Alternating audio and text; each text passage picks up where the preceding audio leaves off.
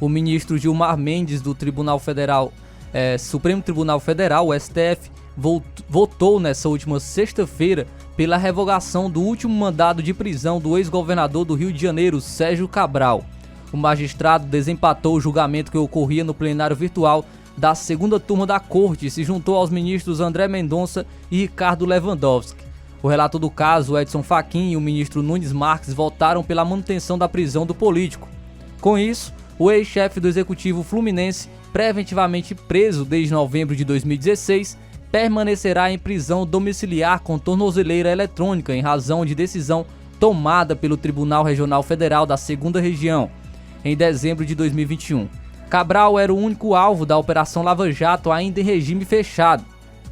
A soltura, no entanto, depende do encerramento da sessão virtual e do cumprimento de medidas burocráticas. Em nota, a defesa representada pelos advogados Daniel Bialski, Bruno Borragin, Patrícia Proet e Ana Júlia Menezes, esclarece que Sérgio Cabral, abre aspas, permanecerá em prisão domiciliar aguardando a conclusão das demais ações penais e confia em uma solução justa voltada ao reconhecimento de sua inocência e de uma série de nulidades existentes nos demais processos, a que responde, fecha aspas, o que informou.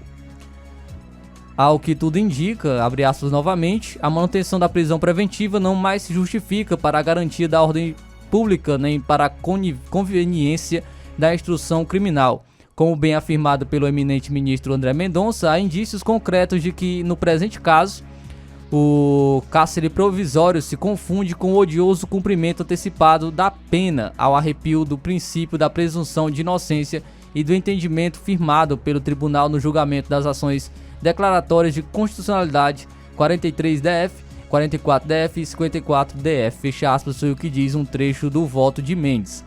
Abre aspas novamente, os fatos imputados ao acusado não são novos, nem mesmo contemporâneos, sendo insuficientes para justificar a segregação cautelar, fecha aspas, o que escreveu em outro momento.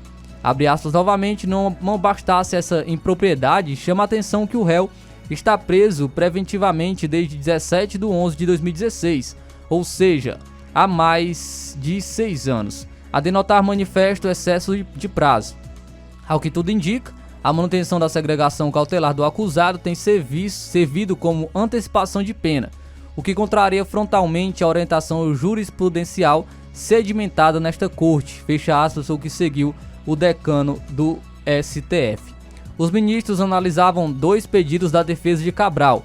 Em um deles, os advogados questionavam a legalidade da prisão preventiva do ex-governador preso no Batalhão Especial Prisional da Polícia Militar, em Niterói, há 5 anos, sem que tenha havido uma decisão definitiva de seus processos. Na prática, a prisão serve como cumprimento antecipado da pena, o que é proibido pelo Supremo Tribunal Federal. A prisão preventiva, oficialmente revogada pela Suprema Corte nessa última sexta-feira, era a última dos 5 mandados que já pesaram contra Cabral desde 2016. O ex-governador ele foi condenado em 23 ações penais, com penas que chegam a 425 anos e 20 dias de prisão. Não houve trânsito em julgado, isto é, a defesa ainda pode apresentar recurso. No outro caso, a maioria dos ministros, Edson Fachin, André Mendonça e Nunes Marques, decidiu manter na Justiça Federal do Paraná, especificamente na 13ª Vara Federal de Curitiba, o processo no qual o ex-chefe do executivo é acusado de receber propina por irregularidades em contrato de terraplanagem do complexo petroquímico do Rio de Janeiro da Petrobras.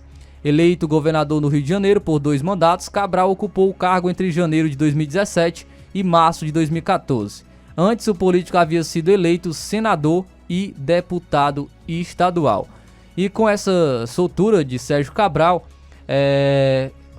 causou algumas reações. Entre elas, do Deltan Dallagnol e também do Sérgio Moro.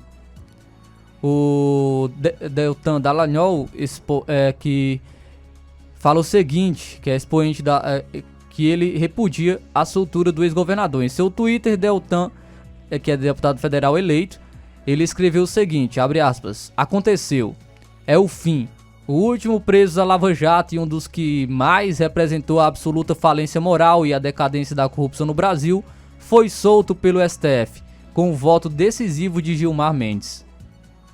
Sérgio Cabral foi condenado a mais de 400 anos de prisão pelos seus inúmeros crimes, mas isso não vale nada no Brasil. Mas não percamos a fé, a Lava Jato não morreu, ela segue viva na luta de cada brasileiro que se indigna com notícias como essa. Não iremos desistir de combater a corrupção, lutaremos pelo Brasil, fecha aspas, foi o que declarou o ex-procurador da República na noite da última sexta-feira. Na manhã deste sábado, Moro também se pronunciou sobre o caso, abre aspas, Sérgio Cabral solto, a responsabilidade fiscal abandonada, as estatais ameaçadas pela volta do loteamento político. Vivemos tempos desafiadores nos quais a honestidade parece ter sido banida. Lutaremos no Senado para restabelecer a verdade e a justiça. O seu apoio será fundamental, fecha aspas, sobre o que escreveu Sérgio Moro. Também, com essa liberdade, né, do Sérgio Cabral, os juristas também se pronunciaram.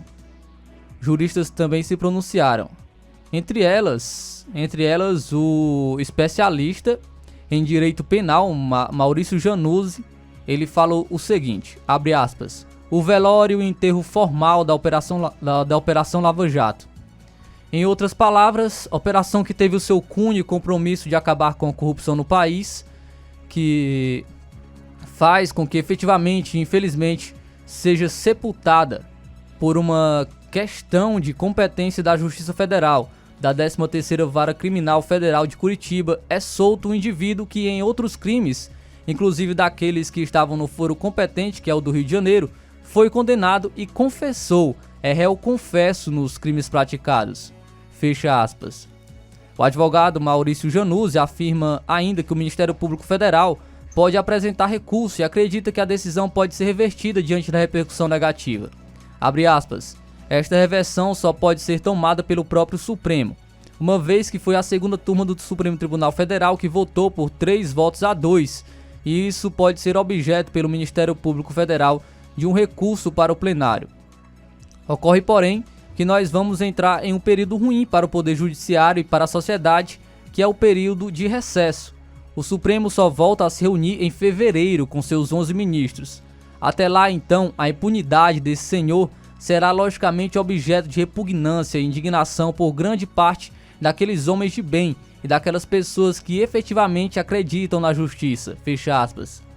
Para Januzzi, a revogação da prisão preventiva de Sérgio Cabral passa uma mensagem prejudicial para a população, abre aspas.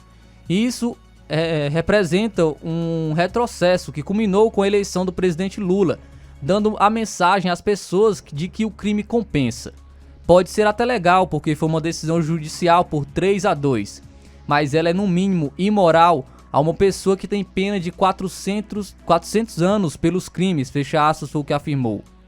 A deputada estadual de São Paulo e professora de Direito, Janaína Pascoal, concorda que a reversão da prisão preventiva de Cabral em prisão domiciliar representa um desmonte da Lava Jato. Abre aspas. Olhando para as anulações primeiras, todas as que já aconteceram, essa decisão que beneficiou o Sérgio Cabral finda tendo alguma lógica.